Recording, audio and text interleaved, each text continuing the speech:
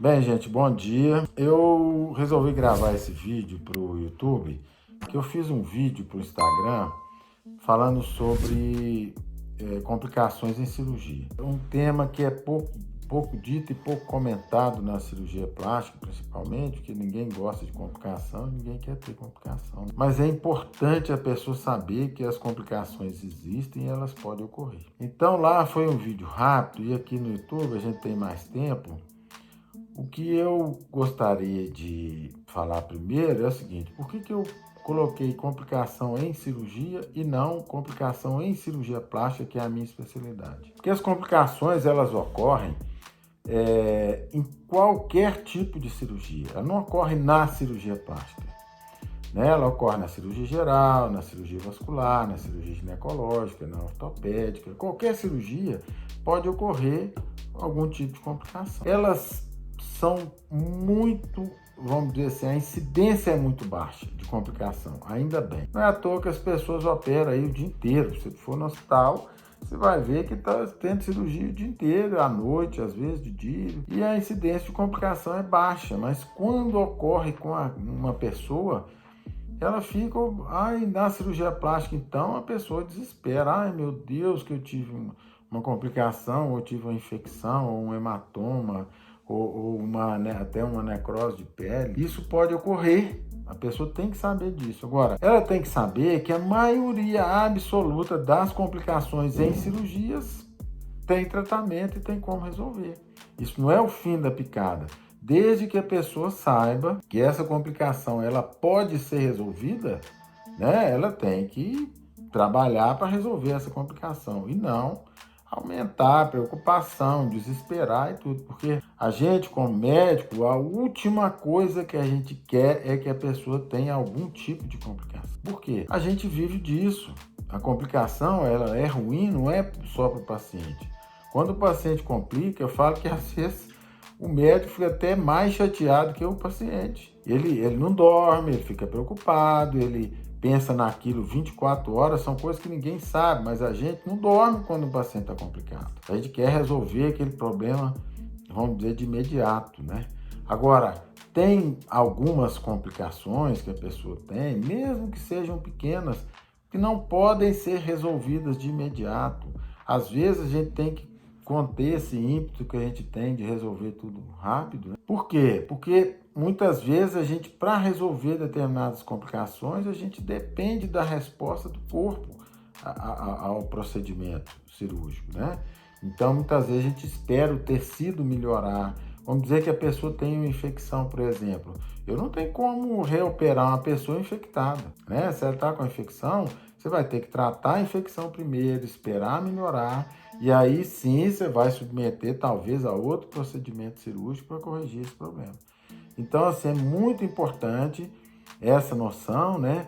Que nem tudo pode ser resolvido de imediato. Aí a pessoa, mas eu me preparei para isso, eu tirei férias. Infelizmente, isso acontece. Agora, a incidência de complicação é muito, muito baixa. Isso é que é importante a gente saber, que é baixa e a maioria absoluta de solução fácil. Só não tem complicação o cirurgião que não opera. A gente, durante uma cirurgia, por exemplo, a gente lida com centenas de materiais numa cirurgia. O que, por exemplo? O que a gente usa para vestir é luva, é seringa, é agulha, é fio. Cada um desses materiais são feitos e processados num lugar. E junta tudo aquilo ali para fazer um procedimento naquela hora. O médico não tem um controle, por exemplo, se, vamos dizer, um dreno que ele usa, se o dreno está realmente estéril ou se não está, ou se ele teve um problema no transporte e contaminou. Isso pode acontecer? Pode. É pouco comum, é lógico que é pouco comum, porque tanto lá no hospital quanto no lugar que está produzindo o equipamento médico, ele tem um controle rigorosíssimo sobre isso, mas acontece. Como acontece, por exemplo, de você pegar uma contaminação e descobrir que um lote de um produto está contaminado. Aí a empresa manda para o hospital falando para tirar aquele lote de circulação ou aquela medicação que foi usada, ela não está boa. Isso acontece. Então a gente fala que, vamos dizer assim, O maior objetivo do cirurgião é que a pessoa opere, tenha um bom resultado e recupere o mais rápido possível. Mas isso não depende só dele. Isso depende, inclusive, da resposta do corpo da pessoa ao procedimento cirúrgico. Além disso, depende de muitos outros fatores que a gente usa. Por exemplo, vamos ver que uma pessoa que tem uma complicação, que na cirurgia plástica é uma complicação relativamente grave, mas que também a maioria das vezes tem solução boa, uma necrose de pele, a pele morrer. Ela morre por falta de circulação. Então, você vai fazer uma cirurgia, por exemplo, numa pessoa, ela tem uma variação anatômica que a irrigação dela, a vascularização dela naquele lugar é diferente dos outros. O médico não sabe disso. Ele não tem como saber disso. Então ele vai ter uma complicação que não depende dele. Não foi por imperícia ou imprudência dele ou qualquer coisa nesse sentido, não. É uma variação que existe no corpo e isso não tem como ser estudada antes. Então, assim, se isso ocorrer, ocorreu. Então o que nós vamos fazer? Bom, vamos procurar a solução, vamos resolver. Eu falo que a maioria das complicações, elas têm solução, né? Então a pessoa tem que ter um pouquinho de paciência. Eu falo isso com os meus pacientes quando tem algum tipo de complicação. Olha, você tem um pouco de paciência, porque tudo que puder fazer, nós vamos fazer para resolver o caso. E isso é importantíssimo, tá? Não é uma coisa muito comentada, as pessoas não gostam de comentar sobre isso, mas a gente dentro do bloco cirúrgico, nós estamos sempre comentando um médico com o outro ali, discutindo um caso ou outro. Aconteceu isso comigo, aconteceu aquilo. A gente está sempre pensando nisso. Por quê? Porque a gente não quer que ocorra. Então, a experiência de um médico, a gente trabalha no hospital com vários médicos, né? Vários cirurgiões já antigos, experientes e tal, que a gente fala, eu tive uma complicação, tive isso assim, o que você acha, o que você resolveu? Esses casos são todos discutidos dentro do hospital, né? A gente discute para saber qual a experiência maior que a pessoa teve com aquilo, como que ela resolveu, se eu vou tomar se eu vou assumir essa conduta semelhante à dele que resolveu. Então, assim, vocês podem ficar tranquilos, porque tudo é feito para não complicar. Agora, infelizmente, complica. Hoje, por exemplo, uma complicação cirúrgica, que na verdade não é só cirúrgica, né? Que é a trombose e a embolia, as pessoas ficam muito preocupadas com isso, e realmente é uma complicação muitas vezes grave, né? Mas na maioria não são graves, são tratáveis e a pessoa vai recuperar super bem. Mas o que a gente faz, por exemplo, durante um procedimento cirúrgico para não ter essa complicação que hoje é muito temida e todo mundo sabe disso e preocupa com isso? Bom, tudo que existe hoje no mercado para prevenir a embolia é feito. Lá no hospital a gente usa meia compressiva, bota compressiva durante a cirurgia, todo paciente usa, todos, 100% usam. A gente usa anticoagulante, a gente pede para a pessoa levantar no mesmo dia que operou, caminhar, para movimentar as pernas, né? Então, o que é a embolia? Primeiro, você vai ter uma trombose, que é o sangue que coagula dentro da veia, geralmente da perna, né? Esse coágulo solta, passa pelo coração, e do coração ele vai para o pulmão e pode obstruir uma parte do pulmão ali, dificultando a troca gasosa, né?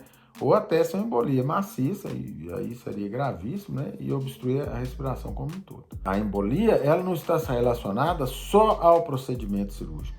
Então, ela está relacionada à imobilidade. O paciente fica imobilizado, deitado, acamado muito tempo, a chance de ter uma embolia aumenta absurdamente. A embolia é de ficar parado, é de não movimentar.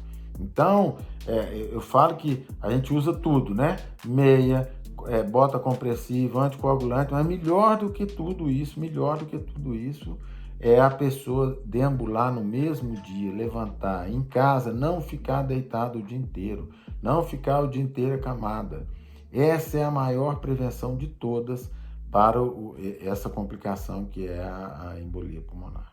Bom, igual ela, tem outras complicações, são coisas mais simples, um hematoma, você tem que voltar com o paciente para o bloco, reabrir a cirurgia, vai lá e cauterizar um vaso que está sangrando, isso acontece, infelizmente, não tem como, não tem jeito, né?